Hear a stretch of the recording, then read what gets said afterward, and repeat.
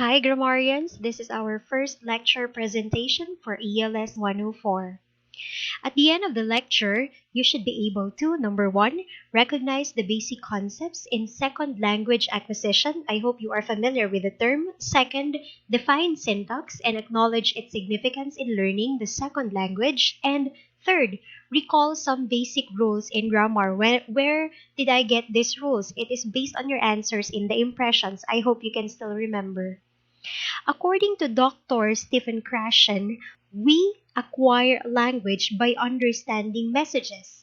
So according to him, how do we do that? Digesting what he said, it means that to develop SLA or second language acquisition, the focus must be on meaning and not on grammar. Again, on meaning and not on grammar.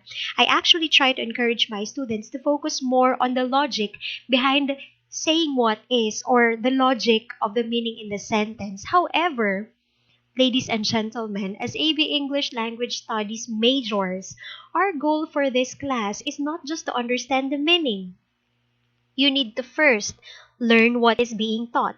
So this will focus on the technicalities of the English syntax. Second, you need to acquire the language. For this matter, it is the second language, which is English. And according to linguists, acquiring the language comes naturally because each of us has the so-called language acquisition device or LAD. Third, you need to be fluent in using the language by being engaged in communication. This third objective may not be attained today, but I am hoping that before you graduate, you will not be afraid anymore of engaging in communication using the English language. So this three stands for LAB, not lab, but lab. So learn, acquire, be fluent. Again, learn, acquire, be fluent. So I am hoping that by now, this will be your new lab. At least ito, hindi kayo sasaktan. So you can do this by learning the English syntax. But before I proceed with defining what really is syntax, although you were able to give a very good understanding about it during our impressions activity, let me first introduce to you the common misconception between grammar and syntax. Unfortunately, most of the people right now use interchangeably the word grammar and syntax whenever they refer to a set of rules that they need to follow in English.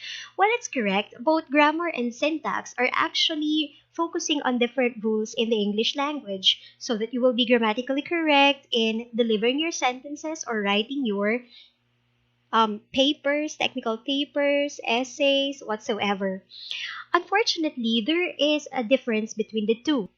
Syntax and morphology. Syntax refers to sentence formation generally, and then morphology refers to word formation. These two branches of microlinguistics are actually contributory on how one or on how an individual can become grammatically correct in constructing sentences and in using different languages, which means syntax and morphology are just elements of grammar. So as I said earlier, syntax generally refers to sentence formation. According to basics, every language consists patterns and structures. That is true. These patterns and structures are so complex, but the human brain has a special capability to internalize these structures. So whether the language that you are using is Filipino, Tagalog, Bicol Daet, and now the English language, we know it for a fact that these languages follow certain patterns and structures. And these patterns and structures were long been identified by linguists so that you or all language users will become effective when it comes to written and oral communication.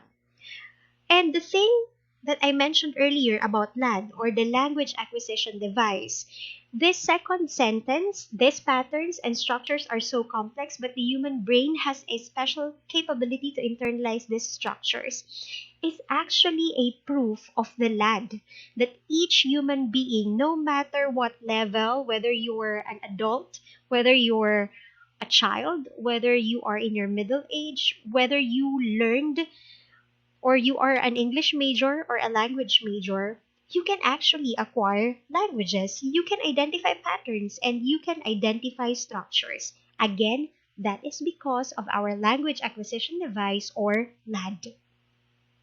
However, when it comes to learning a new language or analyzing the structures of the spoken language like the mother tongue or the English language as your second language, we need to understand how these structures and patterns are formed and used in daily life. So this will now create some level of appreciation why we, in our level as language majors, need to study the English syntax. Syntax is the branch of linguistics which investigates, analyzes, and explains the way words are arranged to create sentences. Again, there are three levels that you need to understand in syntax. First, you need to investigate. Second, you need to analyze. And third, you should be able to explain why this is the arrangement, why this is the pattern, why we need to follow this such sequence when it comes to forming sentences.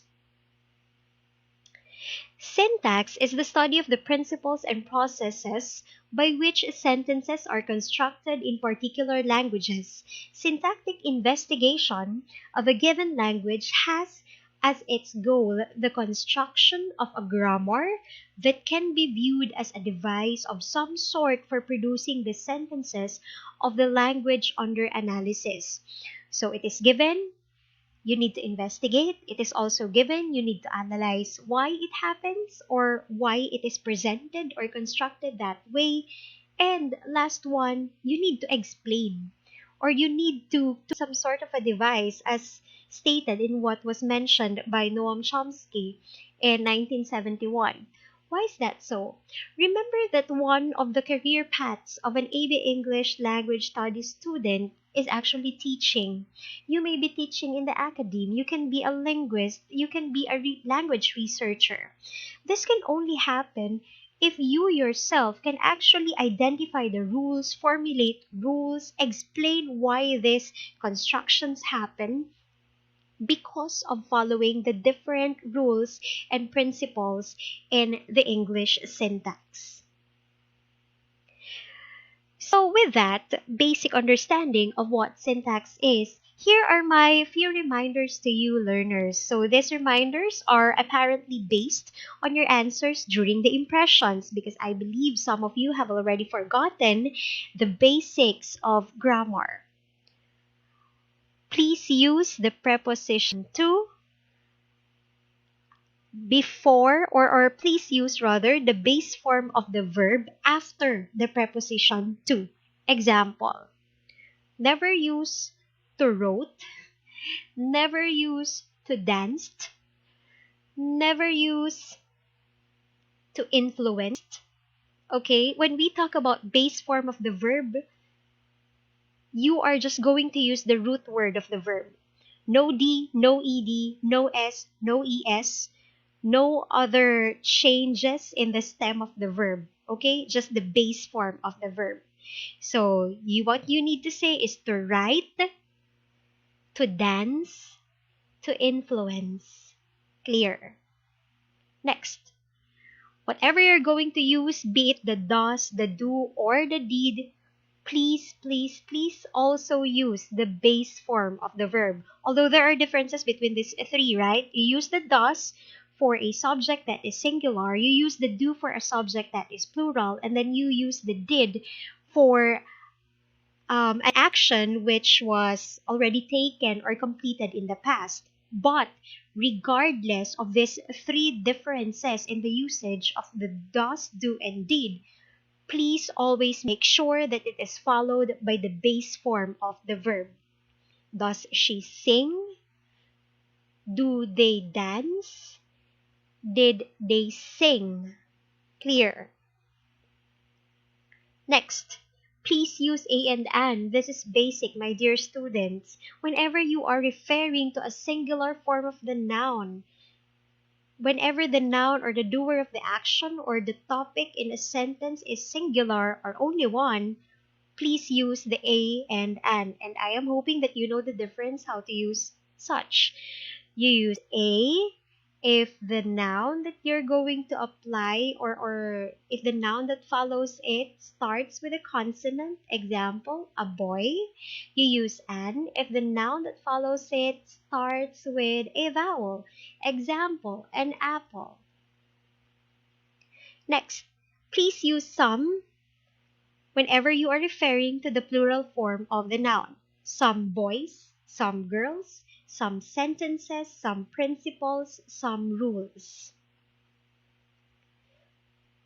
Whenever you're using one of the, you need to use the plural form of the noun too.